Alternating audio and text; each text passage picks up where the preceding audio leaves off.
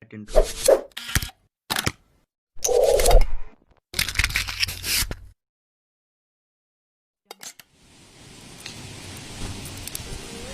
جنت گوشه چون تو نیابند، ایا با روح من گم کرده هایت.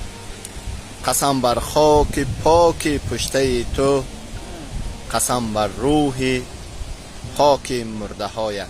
یکی از موضع های خیلی هم زیبای دهه وارخ شهر اسمره که با نام بیدکج معمول است به همگان.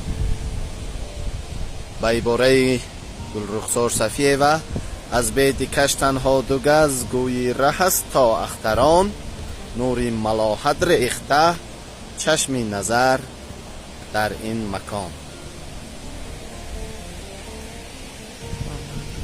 ای از تو هم صد التجا، سرخی رویت را بده، زردی رویم را بگیر، گرمی رویت را بده، سردی رویم را بگیر.